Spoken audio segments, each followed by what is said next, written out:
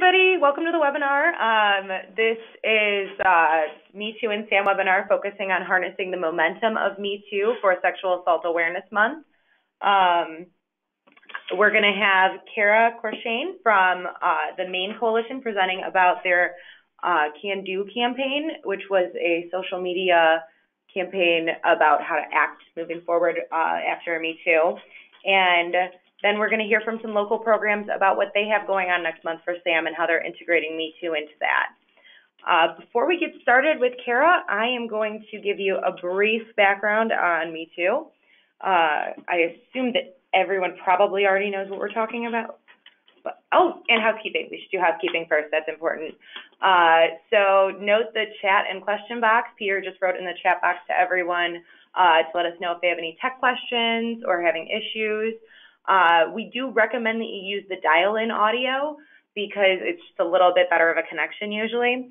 And I just want to remind everyone that we're recording the slides or recording the webinar, and we'll send out the slides afterwards, including Cara's slides.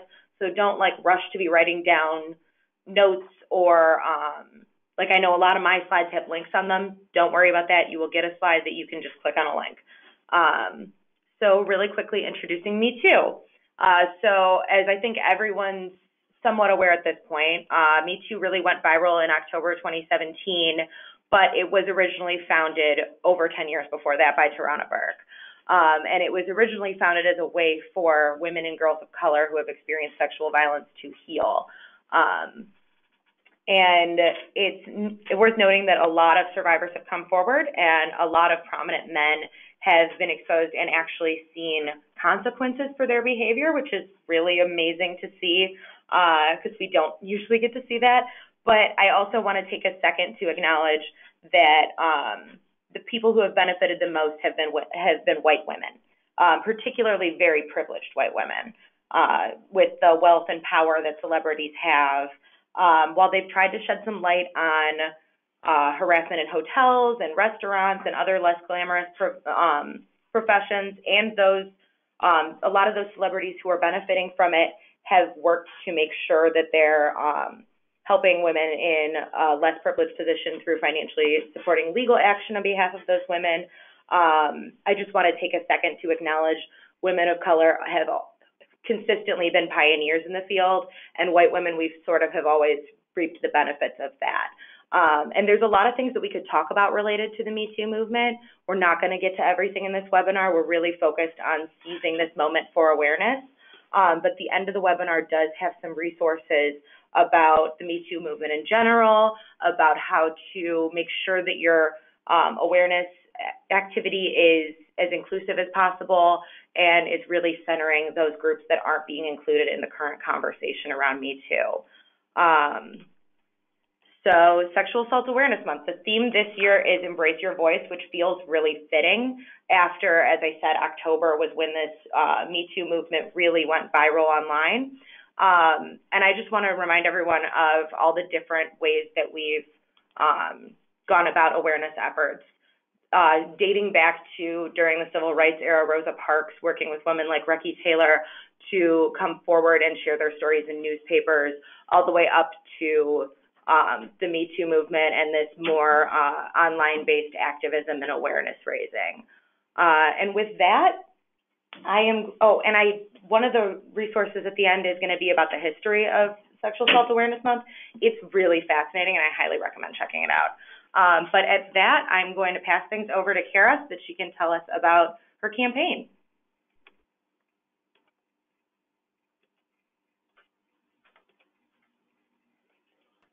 Hello, everybody. My name is Cara Courchesne, and I am the Communications Director at the Maine Coalition Against Sexual Assault. And we were very excited to, can everybody see my screen okay? It's okay? All right. We were very excited to launch our Can Do campaign in the wake of Me Too. It came about because we were trying to think of a good Giving Tuesday campaign, and then it sort of blossomed into this much larger much larger campaign than we ever thought possible. So, in the wake of Me Too, we were very excited in the office as all of this started moving and coming to light.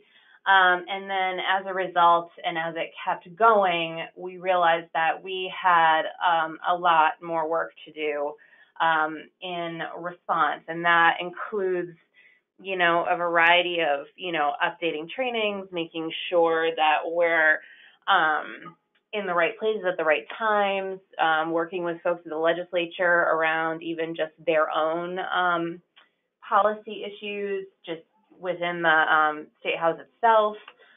And right now we're in the process of working with some folks on a standard sexual harassment policy that some folks at a startup who run a lot of startups are really interested in sort of launching. And so with that, we sort of had this yay, this is so exciting, and then, oh my God, this is so intense, and I don't know what to do. And so we thought, what would be a good positive approach to responding to this? Because basically what we heard from any reporter or any person who doesn't usually do this kind of work, everybody's question was, what's next? And I think that we really wanted to highlight what people are already doing and what people can do instead of, in everyday things, instead of these like broad sweeping changes that I think everybody thinks is a required answer versus the smaller pieces that everybody can do. So we started our Can Do campaign and started very small with folks in the office. The woman on the right side of the screen is our prevention coordinator, Katie McDonald, and the two folks that you see in the bottom left are our associate director's husband and son. And we really, Can Do is a really good campaign to use during Sexual Assault Awareness Month because it's digital, it gets people's attention. We got a fair amount of media coverage, I think, because it was so visual. And you also don't have to get people to an event. Anytime that I don't have to get people to an event is a great time for me. Because I know that basically unless you provide many, many pizzas, it is quite difficult. And the thing about Can Do is that although SAAM is right around the corner, you can start something like this right now and continue through the month. When we launched, we were nowhere near being like fully complete and everything ready because we did it in fairly short order. But it was definitely something that we were doing the background work on as it was being launched on social media. So how to go about doing this? We sat down as a staff and brainstormed a list of participants that we wanted to ask to be part of Can Do and divided the ask among staff. And we asked people to think of people in their own lives, to think of people who are part of this work in Maine. And we divided the ask among staff so that, if somebody has a relationship with a particular sheriff, for instance, and I didn't, then we would ask that person to make the ask. So it was coming from somebody that they knew from our organization. And we had a stock email that we sent out that people customized because we wanted to basically have really streamlined messaging around what this was going to be. And also we wanted to make it as easy as possible on the staff who were making the ask. And so I'm going to send around a resource after that has the list of things that we included in the stock email and also the email example. And so you'll get that after this webinar. And one of the things that we also did a basic design so that we could show people what they were kind of getting into, because I think that when, that was sort of the, like, you're going to do what with my photo kind of thing. So what we asked for was something that people could do or already are doing in response to supporting survivors or changing the culture around sexual violence. We asked them to provide us with a quote about that we would put into a designed image, and also asked them to send us a photo of themselves. It could be a selfie, it could be, a non-selfie or more professionally taken photo. But we really knew that it was better to send people an example, and so we happened to send an example with my quote and a photo of me and my daughter, and something along the lines of teaching my daughter boundaries from a very young age kind of deal. And so we made sure that we had the design ready, and we had an example to send to folks. We also, in the outreach email, included, especially if we thought that the person was very busy, like a senator or a police chief, we thought coming up with a quote might be a barrier to participation. So one of the things that we did was offered people some basic, like, oh, I know that this senator does a lot of work around human trafficking, and so saying, like, your quote could be something about the work you do around human trafficking and how important that is. The slide that you see in front of you is my sister, and she said, I want to send in a photo, but I don't know what to do. And I said, well, you're a bartender, and you've told me however many times that you intervene in situations that might not be going so well. And I was like, what about something around that? And so she sent a photo of her at the bar where she works, and included this quote based on what we had talked about. And so we really wanted to make sure that the barriers were as low as possible for people to participate in. And I think that that's what got it. We had a total of probably between 75 and 80 participants, which was really amazing, and a lot more than we had ever really had for any other kind of digital campaign that we had done. And so I think that part of that was that we tried to think about what the barriers might be, and then think about how we could address those for people before moving forward. And so definitely coming up with what somebody might include in their quote was very helpful. And some people responded to us and said, no, I don't want to talk about that, I want to talk about this other thing. And some people responded and said, I think that sounds great, can you help me? And I had a couple of phone conversations with people. I had a couple of back and forth emails with a draft of somebody's quote because they were feeling really nervous about it. And so we were just really available to people to make sure that we could help them out as much as possible and get them to participate. So the range of people that we asked, there were a lot. We had a spreadsheet going, which I think I'll talk about in just a moment. This is one of the senators that we work with on a regular basis. And, she works a lot on human trafficking issues. And so she really wanted to have something about trafficking in her quote, which made total sense.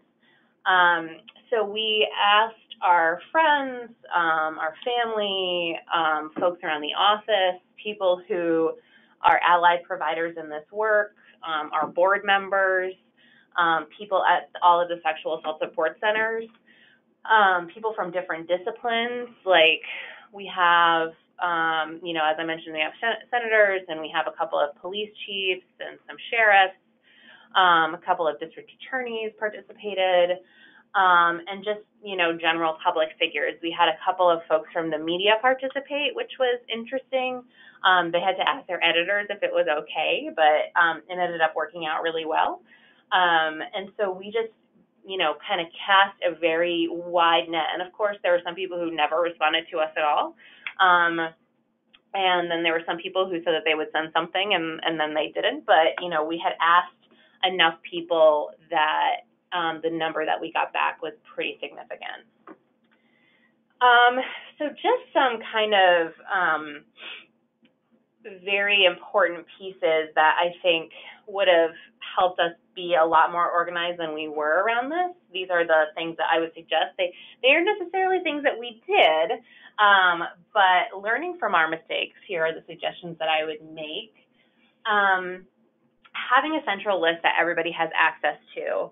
And that was for us a spreadsheet in Excel, and we had columns like staff responsible, who was the person that they were asking, whether or not they had been asked and we hadn't received a response, whether or not they had been asked and we received a yes. And then we had a couple of other columns like that we had received their photo and their quote, that it was designed, and then that it was posted. And so that way there could be a couple of us working on this, what ended up being pretty large project because we had so many people respond so quickly. And we, created a folder for quotes and a folder for photos, and just kind of went from there. And this kind of spreadsheet is also really helpful when you have the inevitable, oh, can I change my photo, or oh, can I change my quote, from random people, and you have a good sense about where their particular photo and quote might be in the process. So I would also say to designate 1 or 2 people to be the designers. All of our stuff that we did for this was developed in canva.com. And if you don't use Canva, I highly recommend it. It's easy, it's free.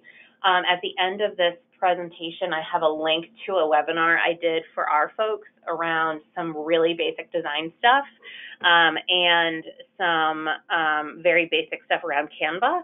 And so you'll be able to get a link to that as well toward the end.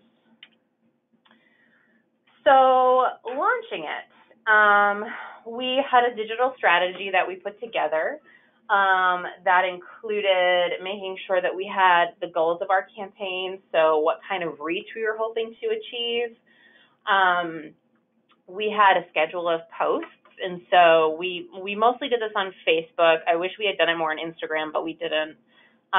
We just ended up sort of not being as coordinated around that as I wish we could have been.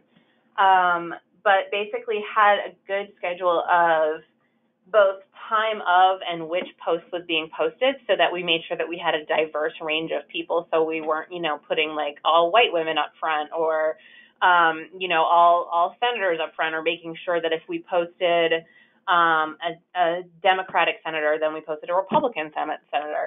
And just making sure that we were very thoughtful about the order that these posts went in. We had captions for each post, short, easy to read, meant to elicit response and emotion, and included the hashtags #MeToo and CanDo. I think that the reach that we did get was partially because we hashtagged #MeToo, and that was definitely something that people were paying a lot of attention to, and so that was really helpful. We did a list of social media ambassadors where there were a couple of people that I knew who would help get us more reach on our posts, and so I asked them to share posts. And when people, when their image was posted, I asked them to share it in their networks if they were comfortable as well, and that also helped the reach grow. And we also had an email that went out to our email list announcing that we were doing this thing, giving people opportunity to participate, which also meant, just liking and commenting on the stuff on social media or sending us their stuff so that they could be part of the campaign. And then, of course, we wanted to make sure that we evaluated it because, we want to make sure that what we're putting time and energy into has some sort of impact. And it can be hard to measure the impact of a digital campaign or the social change that might result of a digital campaign, but how far a digital campaign goes is pretty easily measured. And so, there are ways to measure it on Facebook and Instagram and Twitter. And there was also an intangible piece that was really that I really thought about throughout this process, which was that we connected with partners in our work in a way that reminded them of our important work and how creative we are, and not to like pat us on the back, but like the innovative and important work that we do. And we connected with the public around a really timely issue. And I think that is something that is really invaluable in this work, and would be really great to engage around SAAM. I think that the title of this webinar is perfect, the Harnessing the Momentum of Me Too. I think that doing that around Sexual Assault Awareness Month and keeping that part of the public conversation definitely helps move this work forward. I would really love to hear from folks if you have any questions, if you want to chat through an idea. Definitely if you end up doing it, please let us know how it goes, because we would love to just hear how you found the campaign. If you did any tweaks that made things easier, we would also love to hear about that, because we're always looking to improve our work. And it was really fun. Like, I really looked forward to the moments that I had to just, turn on some music and do a couple of designs of some posts. It was a different way to use my brain, and also really exciting, and knowing that it really resonated with people. Here is that link that I mentioned to my webinar that you can watch around design and Canva. And I think we might wait for questions until the end for me. Is that right, Megan?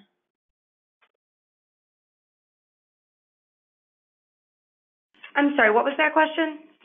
Am I taking questions now, or are we going to wait until the end? I think we're going to wait until the end. We can do questions now. I think we're going to do questions for you now, and then for each of the local projects, we'll stop if people have questions for them too. Great. All right. So we do have some here for you. Great. The first one being that it seems like somebody looked up #CanDo on Instagram, and it's not filled with these types of posts, and they're wondering if that's a hashtag that you guys are using with this project. Obviously, I think #CanDo is something people probably use kind of for other things as well, but. Right. So I mentioned a little earlier, and it might have just kind of gotten lost in the shuffle, but what we did was we ended up doing a lot more Facebook posts around this. We had every intention of doing more Instagram posts, but the capacity just wasn't here to do that. And so if we were to go back, I would be a lot more intentional about using Instagram, because obviously it's a visual, much more, it's a really good visual medium. But it just was not something that we were able to pull off. We mainly stuck to Facebook. Yeah, it seems like it was a pretty big undertaking. Like, looking at your toolkit, I was such a huge fan of this campaign when I saw it online. And then looking at your toolkit, I was like, oh, man, a lot went into this. Uh-huh. It was a lot and of work. hearing you explain it, yeah. And I will say, though, that, as I mentioned a little earlier, it's definitely something that does not need to be 100% set before you launch it. It's nice to have a good sort of cache of images and posts ready to go. And also, with the Facebook algorithm, you don't want to dump a ton of posts into Facebook one after the other anyway. And I explained that a little bit in the toolkit that I created, and you folks can take a look at it there. But, like making a week's worth of posts is definitely possible. And while you're posting those, you can be working on additional posts. And so it does take a lot of work and coordination. But I will say that it's definitely something that you can do kind of as you go along. That's great. So another question that we have for you is one of our local folks asked if you would be willing to share your spreadsheet that you mentioned that you used with staff to organize this project, if they're interested in using the campaign themselves so they could replicate that process. Sure. Yeah, definitely. Great. I can send that to you when I send the link to the toolkit. Awesome. Yeah, and that toolkit's really comprehensive too. It's really great. Then someone asked, and no, this person started with it might be a dumb question. It's not. And they asked if they can use hashtag Me Too and hashtag Can Do as an agency without any special permissions. Oh yes, please. Yes, do so. Absolutely. Great. And then we have another question, which was, did you see an increase in your social media followers or likes on your Facebook page? Yes, we did. I think that part of that came from, as I mentioned before, when people would, when we would post, so-and-so's photo, we would ask so-and-so to go share it if they felt comfortable. And that, I think, opened us up to a much broader audience, because once those people, I asked that people shared it from our Facebook page and not created their own posts with it, so that we could help figure out how far it goes, and also and get our name kind of our Facebook page kind of more on it. And we definitely saw an increase because we were just, our Facebook page content was just being seen by a whole different group of people. The sheriff of Saginaw County's friends on Facebook probably hadn't necessarily liked our stuff before or seen it, but once they saw Sheriff Mary share his post, I saw a bump in various people liking us, like, very suddenly, and so it was definitely something that happened quite a bit. Well, and I think you guys did this before the Facebook algorithm change that I know we've talked on the communications call kind of has thrown everybody for a loop. But yep. I would assume that would also be really helpful with that. Yeah. Oh, yeah. But I would assume that would also be really helpful with that, to be having individual people sharing your posts, because, like we've talked about, individual personal accounts are being prioritized over organizational pages now on Facebook. Right. Yeah, and I also felt a little bit of shame at the moment, but I no longer feel shame about this. I asked everybody in the office here, and to the extent that they were comfortable asking their friends and family to like and comment on the Can Do stuff, because the more interaction you have, the further it goes. And so, just asking folks to, be on Facebook every now and then and throw us a like or comment, that's awesome, or, me too, I do that too, that's awesome. That was really helpful for us. And so, I texted many of my friends who I knew were Facebook followers of ours and said, do you mind just making sure that you like our posts for the next, however long. And that was really, I think, helpful in moving it forward a little bit more. So we have someone with a sort of comment question asking if you've thought about people with disabilities and if they're using text-to-speech software, that maybe you want to put the quote in the caption as well. Because the image, obviously text-to-speech wouldn't be able to read. Yep. Yeah, I think that's a really great idea. A lot of what we did for the captions, referenced what folks' quotes were, or most of them did. And so, but I think you're absolutely right. I think including the actual quote in the caption as well is is definitely a really good, accessible way to go about doing that. And if we do something like this again, that is what we'll do. Yeah, and thank you for that suggestion, Sabrina. I wouldn't have thought of that personally, so I really appreciate you bringing that up. All right, I'm thinking we hold for another couple seconds in case there are more questions. Otherwise, we might be ready to head over to the local folks. All right, well, thank you so much, Cara. Yeah, thank you. I'll hang out on the line and just in case there are more questions. Awesome, great, thank you.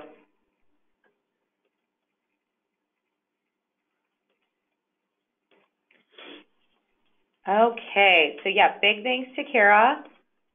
And now we're gonna pass things over to Blythe to tell us about a Me Too event that happened in their community.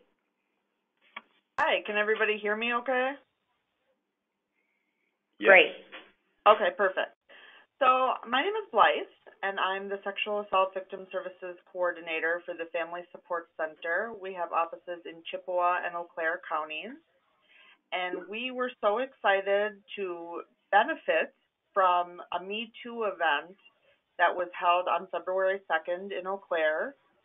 It was hosted by Midwest Feminist, which is a group of amazing people in the Chippewa Valley who want to raise awareness and collaborate and organize around issues that matter to them. And they've recently started a series of quarterly events that are geared toward engaging women and survivors and the LGBT community.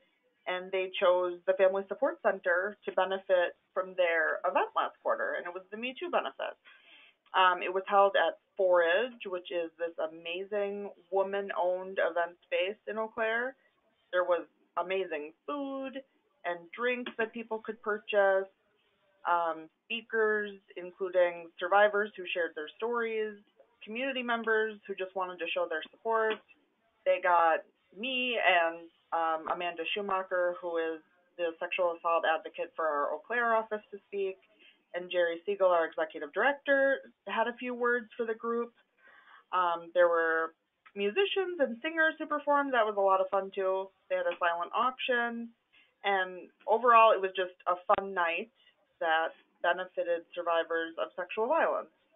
And all the proceeds from the event were donated to the Family Support Center. So that was amazing. And about 75 people attended. And the feedback that we received was that everyone who went had a really great time, and they raised some money for us in the process. So it was really, really cool, and I had a good time too. Yeah, and I think this is a great example of some smaller programs might not have the capacity to put on an event on their own or put together a campaign on their own, and that there might be a really great organization in their area like Midwest Feminist that's willing to take that on and happy to do it. Yeah, they came to us with the idea, and we were so excited. We absolutely said yes, and the turnout was really great. Awesome. So I don't know if anyone has any questions about that, or what's on the screen right now is what our flyer looked like. And the tickets were $15 in advance or $20 at the door, and I thought we had a good turnout, and yeah, it was awesome. Great. Glad to hear that worked out well for you guys. Unless anybody has any questions, which I'm not seeing any coming in, I'm going to pass things over to Sabrina. Hello, can everyone hear me? Yes. Hopefully. Okay, awesome. So we actually have a pretty extensive calendar for April, and I'm going to send that along so that it can be shared along with the slides afterwards, because we have probably about 18 programs that are happening throughout the month currently. So I think some folks are still thinking about adding to it, so which is great. It's awesome. It's very exciting. So I've done a lot of collaboration with counseling services in our Gender and Sexuality Center, and we have a sexual violence victims advocate on campus, and she also works at our local assault shelter. So that's really nice to have her on campus, and we've been doing a lot of good events with her and with that, with the shelter and stuff as well. So lots of good stuff happening. The two that I'm going to talk about today are the ones that are on the screen. These are the ones that I personally am in charge of, so just makes the most sense. And they're the two largest events that are happening. So the first is the What Were You Wearing exhibit. This is an exhibit that was created by Jen Brockman from the University of Kansas based off of a poem called What I Was Wearing. And that poem talks about what the person was wearing when they were assaulted. And Jen and some other folks that she has worked with have, created this exhibit based off of that poem with permission of the author of the poem, and all of these things. So it's very great. She has a whole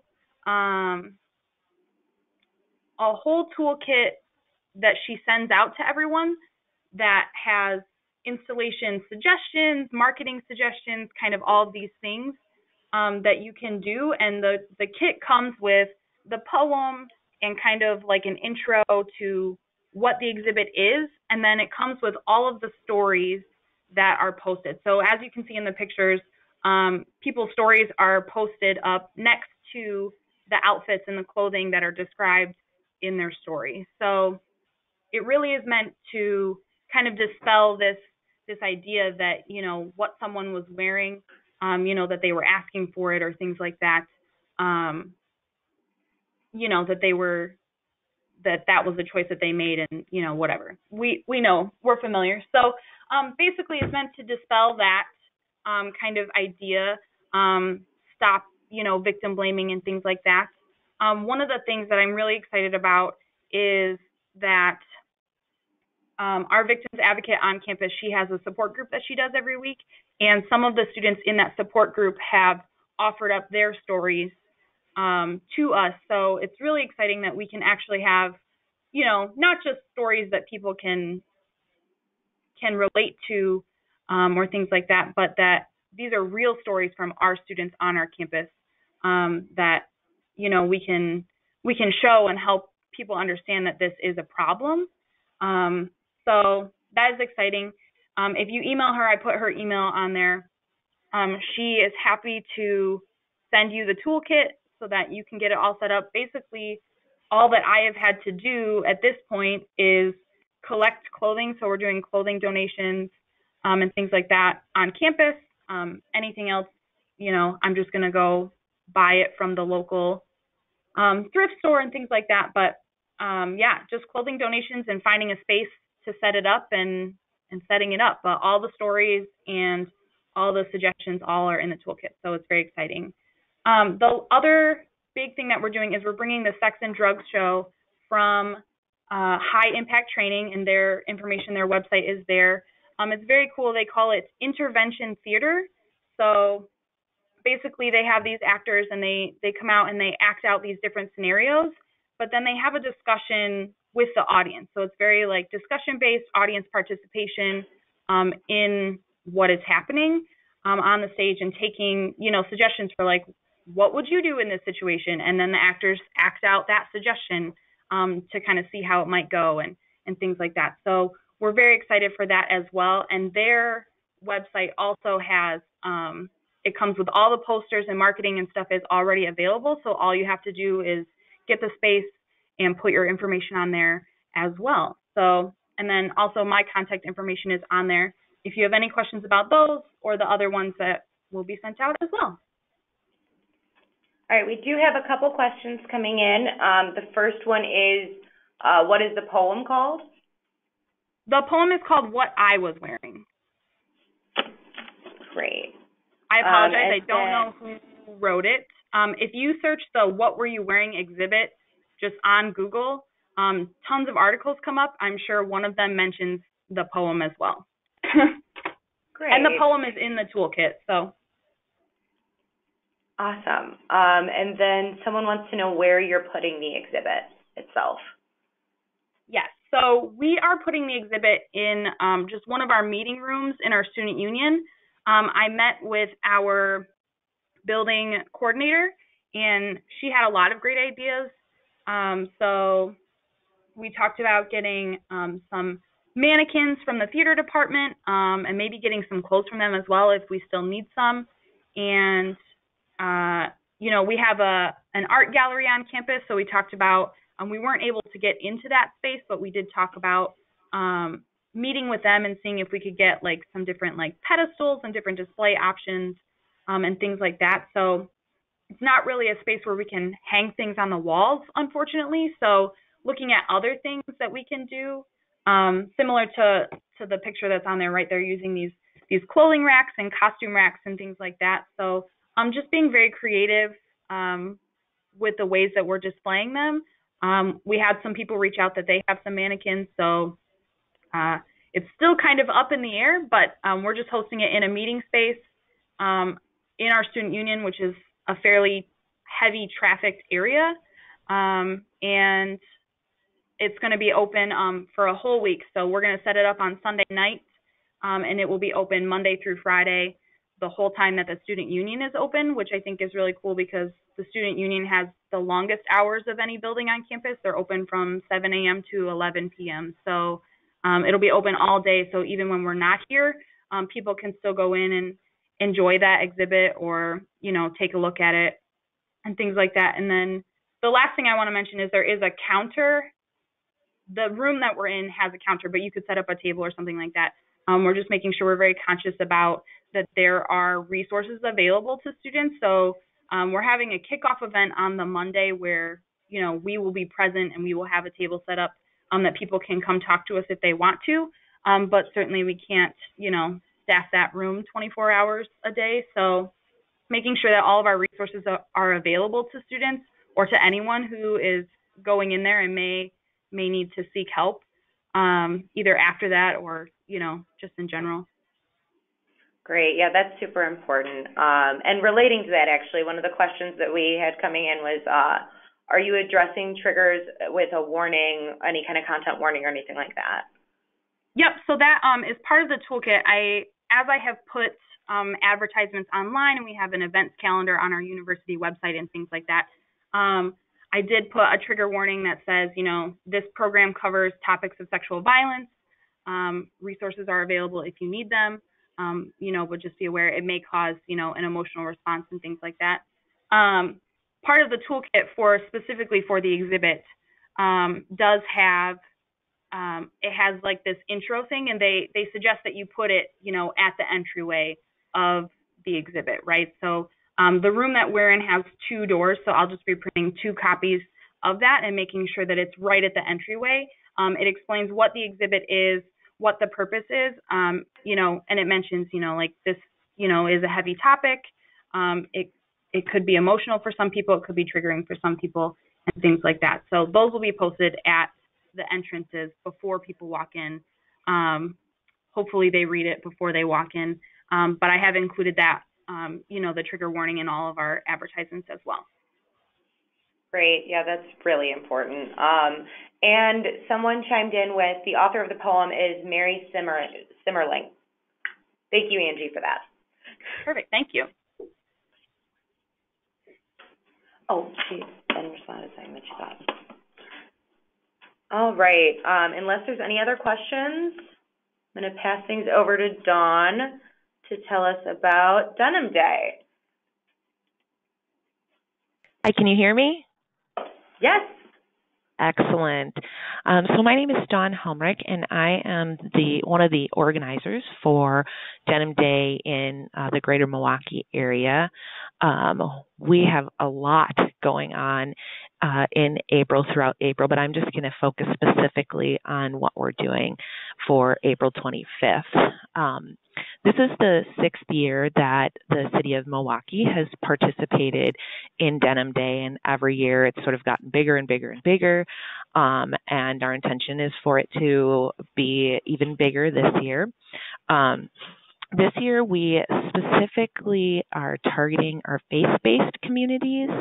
Every year we pick sort of another lens to look at. We've done campuses and universities. We've done middle schools and high schools. We've done boys and men.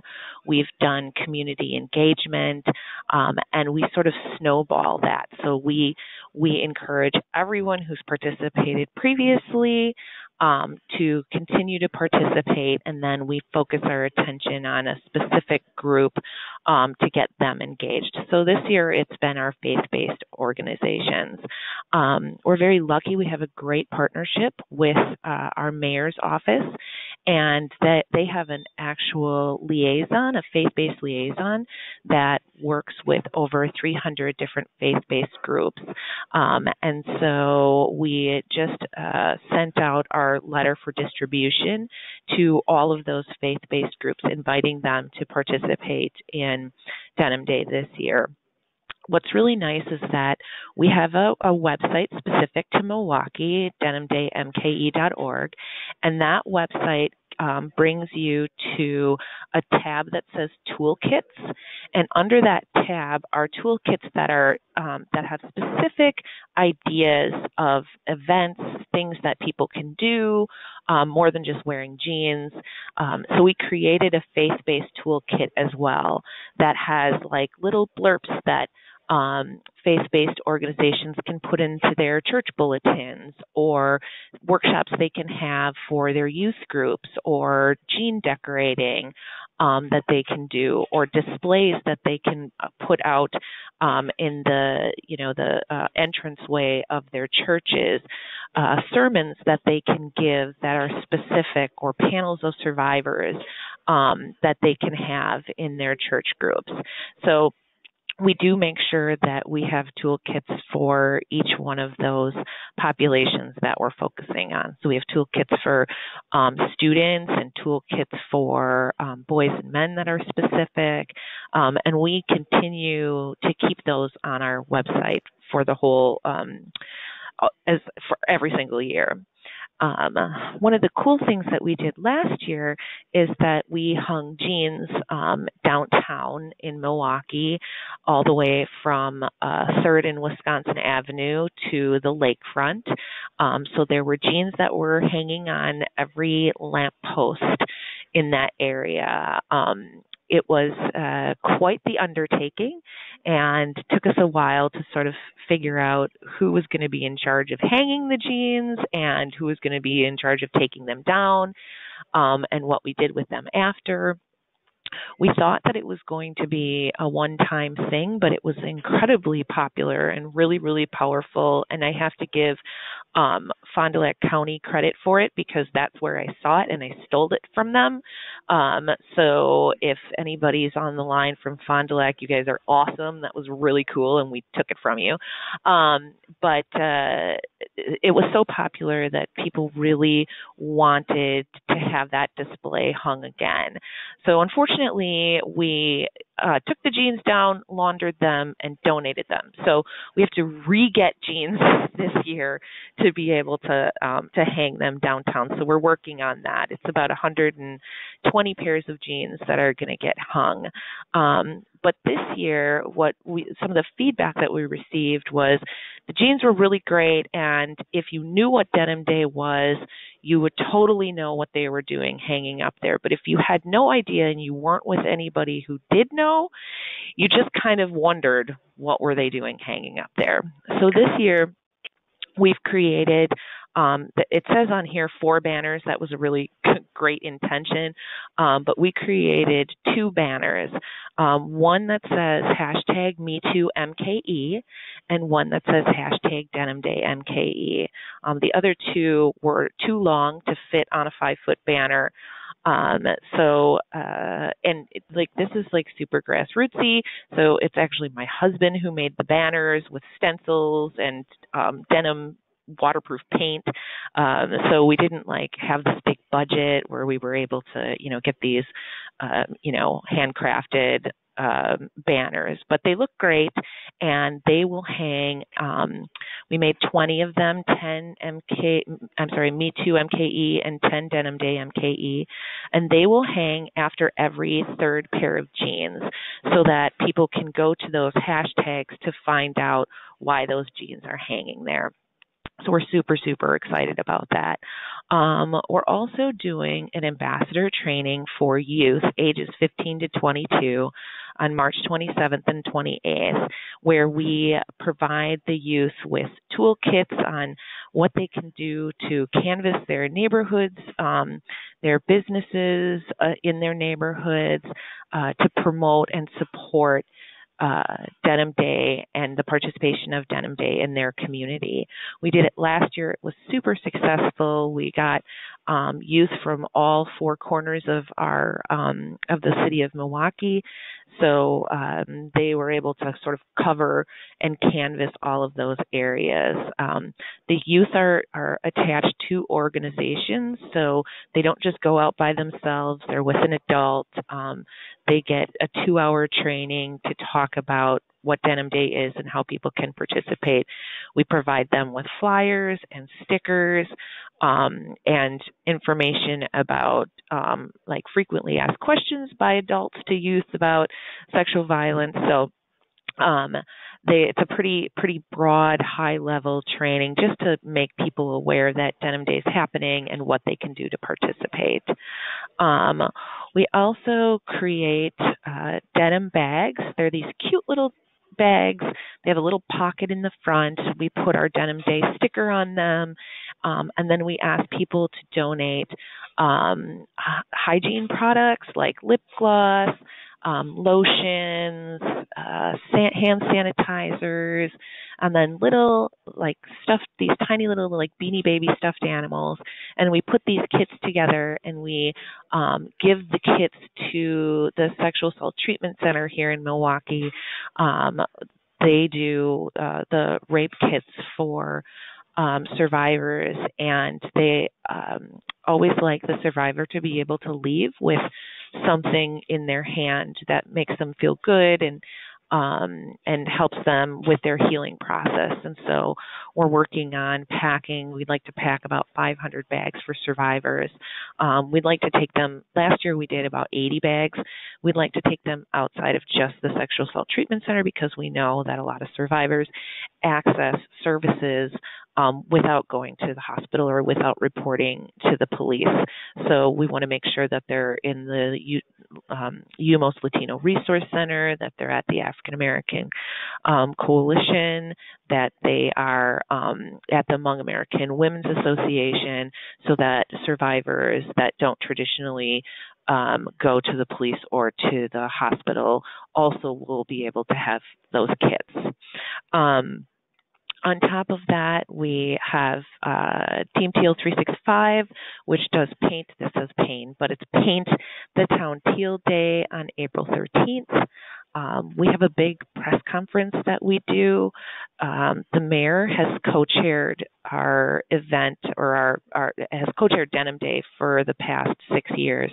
And so we have a press conference on the morning of Denim Day where we typically get all of our news stations and radio stations and newspapers to come, and we have a panel of speakers that talk about why it's important to participate in Denim Day, what victim blaming looks like, how to eradicate it, how to support survivors, and we're really utilizing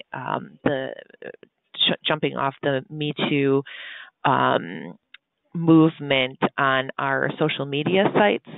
So we have a Facebook page, an Instagram, a Twitter, and a Snapchat, and we have been using the hashtag MeTooMKE after a lot of our posts, or just hashtag MeToo after a lot of our posts. We have a pretty decent Facebook following, about 2,700 individuals that follow us on Facebook. So we do a lot of work there trying to promote Denim Day, promote Sexual Assault Awareness Month, promote the idea of eradicating victim blaming, and we too are going to have a "What Were You Wearing" display at the press conference, using some mannequins. I heard that term used in the last presentation.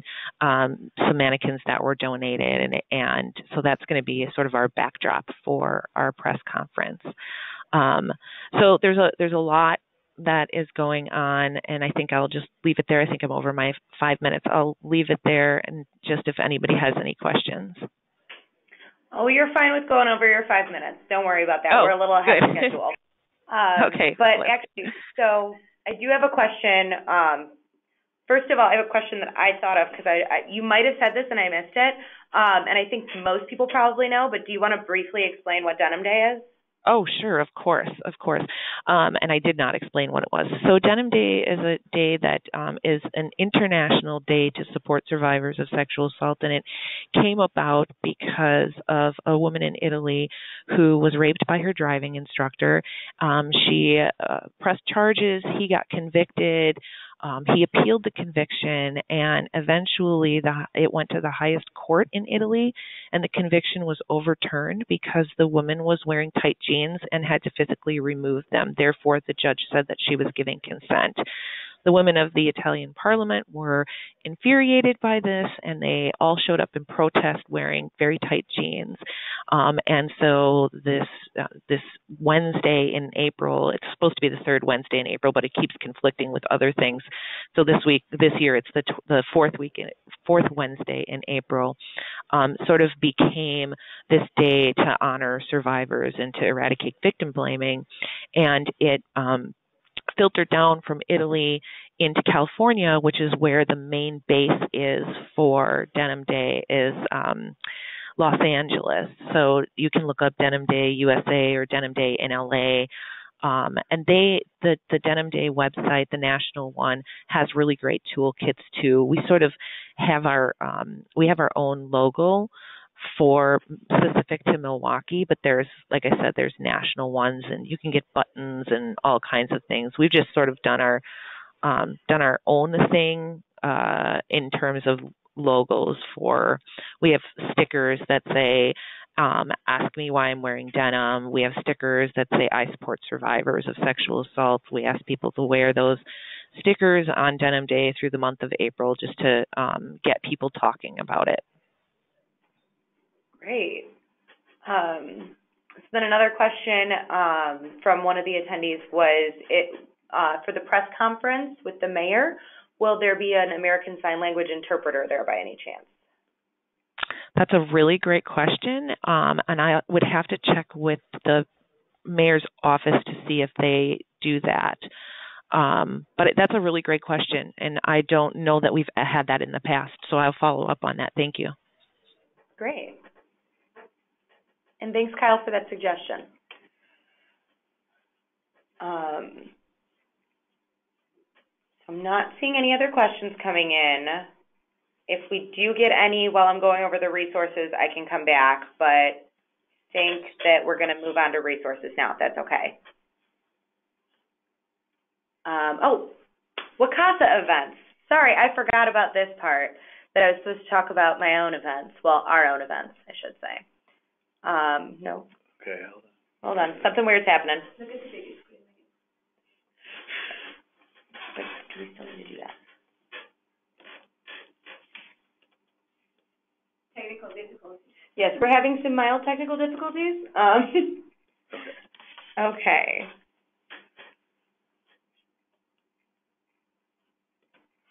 All right, sorry about that. So yeah, for our MECASA April event, we have the Day of Healing, which actually includes both Wrap Around the Capitol and Survivors and Allies, but I could only find a flyer that included both and then wrapped separately. So our Day of Healing is a conference for survivors and allies, advocates, secondary survivors. It's a really, really great event. We usually have, I don't know if we do have this year, massage, Reiki. Peter might know more than I would. Definitely Reiki appointments will be available. So if nothing else, come for your self-care. And then Wrap Around the Capitol is this really beautiful event that we do in the Rotunda, that we wrap the Capitol with denim. Are we having the 1 Billion Rising dance again this year? We are. There will be an opportunity to get your groove on, too. So, so definitely join us for that. It's on the 7th. The conference starts kind of early, but 2 o'clock, if you're just looking for something fun to do for Sexual Assault Awareness Month, come join us. And then I'm going to pass things over to our intern, Emily, going to tell you a little bit about WCASA's SAAM resources. Yeah, so just a brief overview of what our Sexual Assault Awareness Month toolkit is. It's basically meant to spark some ideas for your organization and assist you in your preparation for SAAM. What you'll be able to find in there is a sample SAAM announcement that you can copy and paste, make it personal to your organization, and add to your newsletter or listservs or print out and put into your community. Also, there are resources for using social media. There are sample Facebook, Twitter, and Instagram posts that you can copy and paste. No need to give us any credit for it, just they're for your disposal. There are resources from the NSVRC in there, ideas and guidance for hosting your own events.